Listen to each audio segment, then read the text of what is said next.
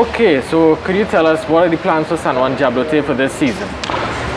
Okay, so San Juan Jabloteh will be taking an approach of more looking at the younger players in Trinidad and Tobago going forward, with one or two experienced players, but we're more looking to develop the youth, in the club. We have some good young players in the club, so we want to focus on them, like Justin Aurora Wilson. We have Jaheim Foston as well.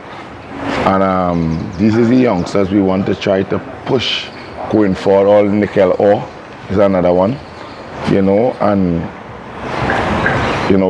Keith Jeffrey, who is the head coach and technical director. I'm his assistant, and we're trying to focus on the youth going forward for Jabloteh. All right. Are you concerned about the coronavirus? Definitely, you must be. First, I'm a father, and being a coach is a father figure.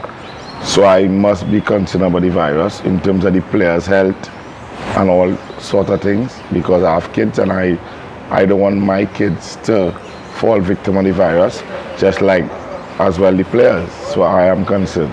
What is going to be the approach in training while also taking health precautions? Well, I think the club will take all the necessary precautions going forward in terms of making sure we have all the right things in place for the players, like every player having their own water bottles, all them sort of things going forward. Sanitation, in terms of face masks, all them things, we would take the right precaution going forward as a club. It's understood that the Ascension League is going to be back on. That is going to be the next league. Well, for me, coming out of all the meetings, whatever league that is playing, Jabloteh will be a part of it.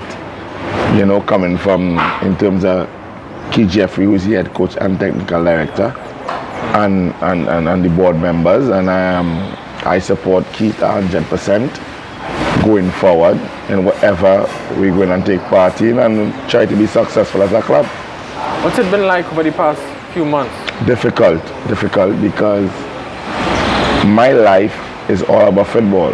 For those who know Marvin Gordon will know, I played the game as a young kid growing up, and going to coaching, I just tell people I find peace when I'm on the football field, whether I'm playing or coaching. So it has been difficult for all of us as coaches, and we know the road forward ahead is difficult, but at the end of the day, I know that we have to do all that it takes, because the kids need to get out on the field. And the Commissioner of Police, who I think is someone passionate about sports as well, I must mention him, Captain Gary Griffith, is someone who the kids crying out in all over Trinidad and Tobago to play football. And I think the Commissioner Cup would be something great for the kids. So I support him 100% in terms of the Commissioner Cup. But at the end of the day, the authorities or whoever in charge say we need to peg back. So we are not here, but I think the Commissioner Cup is one of the cup as well, because we look at the kids and for our football to develop, it's not about senior football alone. For me as a coach, I look at the younger kids. If we develop the younger kids, then we'll get more Jabloteh and Dwight Yorks, Stern Johns, because people can say what they want. Throughout my history playing football, coaching, to me the three names I identify with is Jabloteh, Dwight York and Stern John. The three players I have ultimate respect for. Yeah. So what are your thoughts on football getting back to normal, considering what's happening with the in-court battle with TTFA and the normalization committee? For me, someone who's been in football in terms of playing for the last, as a player for the last 20 odd years, and now coaching for the last 10, 11 years, I think that in terms of the normalization committee, I think it should have been done long before. I think it's too late, but I think it's a good thing for Trinidad and Tobago football going forward. Some people might say, why are you saying that? Why? But I think we need to do it because our footballers is at the lowest in years, and we need to get it back up there.